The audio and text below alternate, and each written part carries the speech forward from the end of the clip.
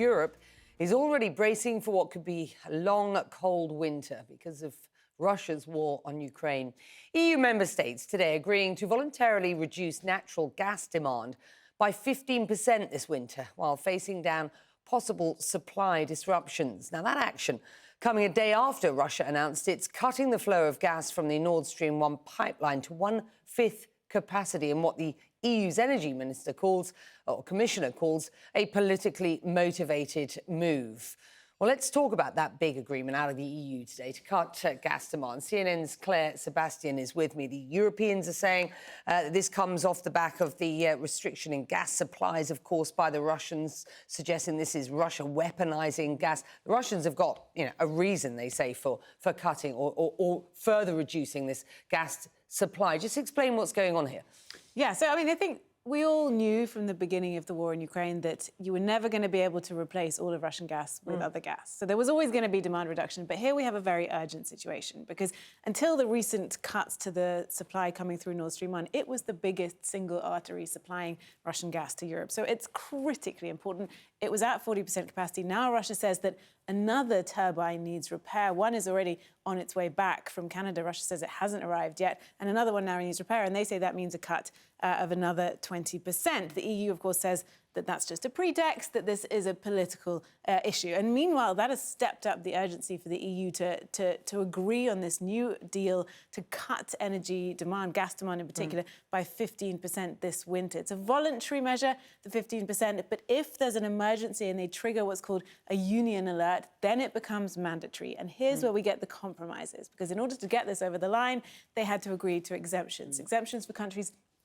like Ireland and Malta, who are not connected to the pipeline system, exemptions for the Baltics, who are not connected to the electricity grid, and a few other sort of derogations, they're called, where people can reduce the target from 15% down to something lower. Critics are saying it's watered down, but it got over the line, Becky, in 5 days. It got over the line in 5 days, but we know that there are 12 of 21 member states who really didn't like the idea of a sort of Europe-wide mandate on gas rationing, effectively, is what we're talking about here. Yeah, and look, cracks are already appearing. We're hearing from the Hungarian government, the chief spokesperson, quoting the foreign minister in a tweet, which I think we can show you. He's saying, for Hungary, this decision is completely unacceptable and its implementation is out of the question. He continues, the proposal completely ignores the interests of Hungary. We're seeking more clarity on this from the Hungarian government, but they are certainly very opposed to it. They have been opposed to a number of the measures that have sought to sort of garner agreement on an EU-wide level. But it shows how controversial this is and how powerful Russia's leverage still is when it comes to its energy supplies. It was an IMF report today significantly downgrading global growth this year, which pointed out that in the European space, there could be even further downgrades should things get really difficult this winter. The ripple effect of this Russian war on Ukraine is really being felt in the heart of Europe, isn't it? It really is. I mean, the German economy, the biggest in Europe, is the most reliant on Russian gas. That's one of the reasons why this is so impactful. The IMF has downgraded global growth from 6.1% to 3.2%. They say if Russia cuts the gas to Europe completely, then it will go to 2.6%. So you can see the impact there. And there is that uncertainty still. This is still hanging over Europe. Russia has used this tactic of incrementally reducing these supplies to sort of hold over Europe this leverage. And that is why we see this urgency today with these demand cuts. I spoke to the spokesman for the Turkish president the other day, Ibrahim Kalin. We were talking about whether he believed Russia could be trusted with this grain deal, the export of grain, not just Ukrainian grain, of course, but Russian grain and fertilizer through the Black Sea and the Bosphorus in order to try and sort of, prevent this catastrophic food crisis. And he made a point, which I think is important. I think we have this sound.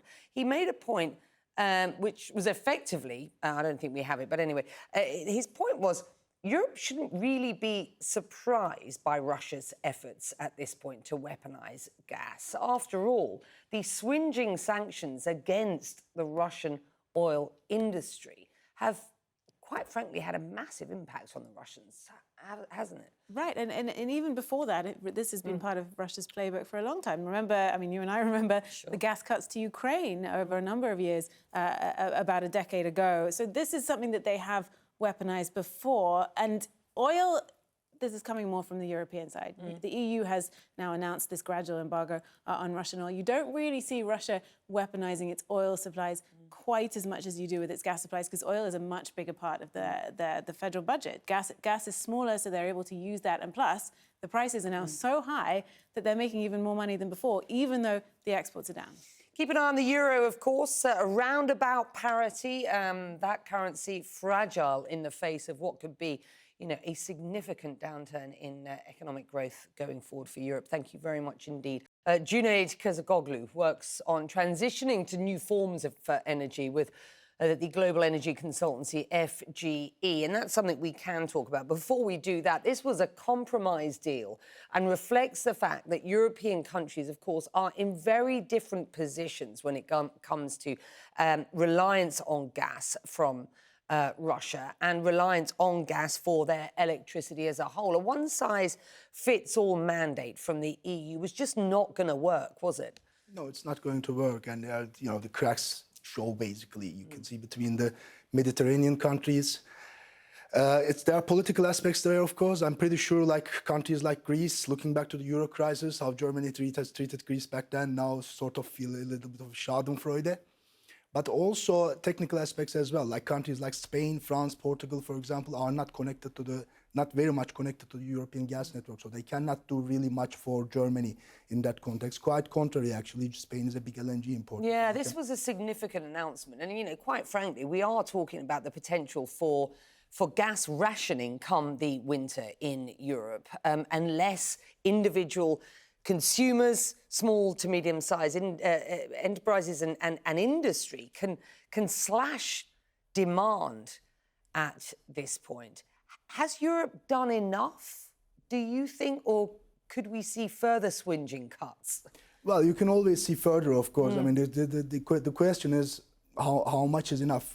First of all, you have to acknowledge that, at least in our view, Russia is not going to cut gas supplies to Russia, to EU. So that's not in Russia's interest anyway. So they will continue now a little bit lower, but come winter they will probably raise the supplies as well. So this has two advantages from the Russian perspective, of course. So they keep the European resilience relatively low ahead of winter on one side, and on the other side, of course, they are jacking up the gas price basically. I mean, today it's approaching again 200 euro per megawatt hour, and that's basically welcome cash for Russia. So overall, the gas supply will not be, diminish and disappear. But of course, the fear from the cut is actually more effective than the cut itself at the moment. How do you rate European leadership at this point when it comes to such a critical issue as gas demand and supply? It's not just the winter, of course. We're having a heat wave this summer, so the air conditioning units oftentimes working off gas-fired electricity as well. How do you rate it? And has Europe thought this through enough, do you believe? No, not really. I mean, again, these are a little bit going to those political analysis, but overall, it is a mess, really, to be honest with you. I mean, it's not a mess that has a ripple effect on these European economies. I mean, we've seen an IMF downgrade, of course. You have to consider, we are now in a very tight LNG market for starting from end of last year towards, according to our analysis, towards 2026 even. So that issue Europe is facing right now is probably not the end of the road. We will see the same theater in winter 2024, in winter 2025 even. So it will repeat itself. And of course, with the high gas prices, countries like Japan, South Korea, for example, are ready to pay the premium. But other countries such as Pakistan, Bangladesh, for example, they are basically priced out of the market. You talked about this sort of sense of Schadenfreude by the likes of the Greeks and, potentially the Italians as well, when actually the country that's in the real crosshairs at this point when it comes to industry, and it is the industrial sort of heartland of Europe, is Germany at this point. Do you see the ambition for reducing reliance on Russian energy accelerating? Do you see the ambition quick enough? I know that this has come at everybody very quickly. It's your business to talk about sort of clean energy, diversified fuels going forward. What are we seeing behind the scenes? Yeah, behind the scenes, to be frank, I mean, there's a good likelihood that actually the German industry, pressures the German government to cut a deal behind the scenes with Putin, like tell him basically we are going to, subscribe to 10 years of gas supplies and supply us that amount of gas. So there is no option for Germany in particular. So this is the Europeans stepping down effectively, and so Yes. that would suggest a fracturing in this European unity. Do you believe that is now happening? Yes, absolutely. And also, from the Putin's perspective, not cutting the gas 100% creating this fracturing. Because if he would actually cut the gas 100%, then of course the whole Europe should act together and cooperate. But now, he supplies a little bit, supplies that country and this country, and then basically he creates this fracture. So he plays the game. I mean, I know that sounds really cynical and so on, and given the current tragedy, but he plays the game really well in comparison to the Europeans in this case.